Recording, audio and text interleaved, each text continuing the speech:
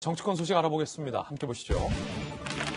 김어준이 성역이냐라는 돌직구가 나왔는데 민주당의 초선 의원들이 20대 민심을 듣겠다며 20대들을 초청했습니다. 민주당 초선 의원들 면전에서 김어준이 성역이냐 20대들이 돌직구를 날렸습니다. 들어보시죠.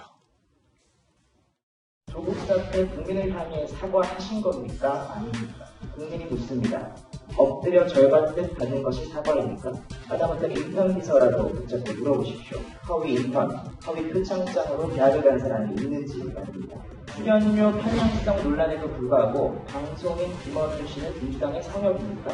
편향성 논란에 말할 것도 없습니다. 박원순 피해자에 대한 2차 가해 논란, 추미애 장관 아들 논란에 대한 호도, 이용수 할머니 배우 주장 논란 등 공정, 정확, 진실의 범주를 벗어난 보도들이 난무했습니다.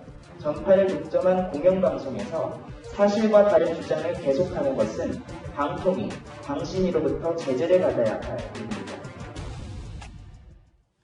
자, 20대 국회의원들 초선들 앞에서 이번에 당선된 초선들 앞에서 20대들이 조국 김어준 사태에 대해서 돌직구 쓴소리를 아낌없이 날린 겁니다. 김병민 비대위원님, 네. 어떻게 들으셨습니까? 우리는 이런 얘기를 일컬어서 사이다라고 얘기를 하죠. 물론 받아들이는 사람마다 다르겠습니다만은 제 입장에서는 굉장히 사이다처럼 시원한 발언이었다고 생각합니다.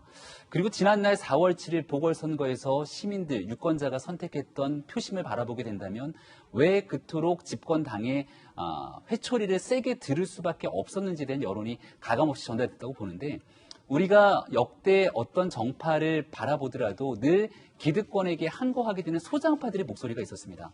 근데 21대 국회에 들어서는 굉장히 많은 의석을 확보한 더불어민주당에서, 그리고 그중에서는 20대의 젊은 청년 국회의원, 30대의 젊은 국회의원이 대거 당선이 됐음에도 불구하고 소장파 개혁적인 목소리보다는 오히려 조국 전 장관을 옹호하거나 기득권에 편승해서 이들을 보호하는 듯한 목소리들이 더불어민주당을 감싸고 있지 않았을까, 이렇게 생각이 됩니다. 그러니 젊은 층들 20대와 30대가 바라보기에는 그동안 문재인 정부가 촛불을 들면서 2016년, 17년에 약속했던 공정과 정의는 온데간데 없이 사라지고 기득권을 지키고 옹호하느라 바쁜 그 상황 속에서 2020년 많은 표를 몰아줬더니 결국 돌아오는 결과는 불공정과 그리고 위선으로 점쳐진 내로남불 아니냐. 그러니까 오죽하면 4.7 보궐선거가 끝나고 외신에서도 내로남불이라는 글자를 콕 집어서 이 4.7 보궐선거 참패의 원인으로 지목하기도 합니다. 이런 일들에 대해서 따끔한 지적들을 이제 민주당의 초선 의원들이 받아들인 다음 이 민심들은 다 경청이 됐을 것이기 때문에 그 다음은 행동으로 나서는 일이 중요할 텐데요. 지난번도 4.7 보궐선거 끝나고 민심을 받들겠다고 얘기했다가 얼른 조국 전 장관 얘기했던 거를 다시 수습하느라 바빴던 모습들 두 번 다시 반복하지 않았으면 좋겠고요.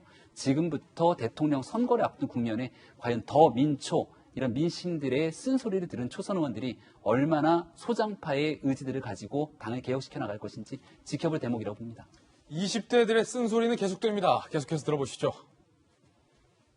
만약 코로나가 아니었다면 계속 표식될 이번 정권이 된 수급부터 생각하면 그만큼 그 사회적인 코로나 정권에 대해서 엄청난 실망을 하고 있습니다. 평등 공정 정의라는 정부의 기조는 내로남불과 진영 논리 속에서 빛이 발했다라고 생각을 합니다. 제가 보기에는 민주당의 또 다른 기득권이라고 생각이 듭니다. 너무 어리석다는 표현을 쓰고 싶었고요. 저는 약간 사람들을 표로만 보고 있지 않아? 라는 생각이 듭니다. 현재 이 분노는 남성들의 특혜에 대한 분노가 아니라 공정을 원한다는 점을 아직까지도 민주당은 파악하지 못하고 있다는 점에서 가야 할 길이 넓구나라는 생각을 가지게 되었습니다. 자, 이 쓴소리를 들은 민주당 초선 의원들의 반응도 한번 들어보시죠. 오늘 들은 얘기 중에 안 하려고도 했다.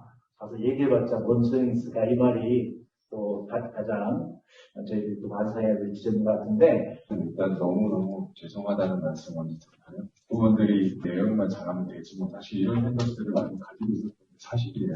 지금 그런 상황이 아니다라는 걸 다시 한번 저희가 저희들 마음을 새기고.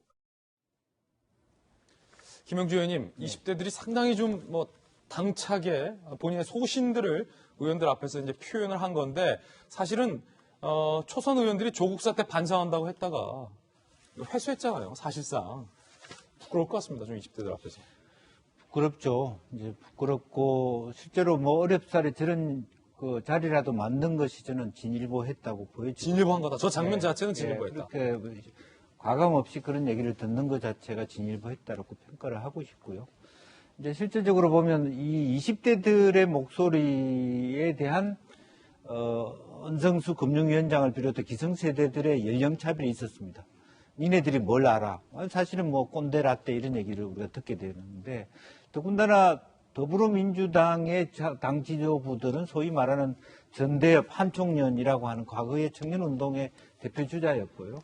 또 586을 대표하고 또 시민단체를 대표하고 여성운동을 대표하는 분들이 구성을 하고 있기 때문에 더 일반 청년들 입장에서는 더 한편으로 보면 기대 수준이 높았기 때문에 더 혐오 수준이 높은 거 아닌가 이렇게 생각합니다. 기대와 다른 결과들을 나타내고 있다라고 하는 부분, 이미 과거의 청년운동의 기득권 말하자면 대표주자들이 이제는 자기도 모르게 기득권자로 해서 정말로 현장에 있는 이야기, 젊은이들의 이야기를 이해하지 못하는구나 하는 것들을 다시 한번 느껴야 된다고 생각하고요.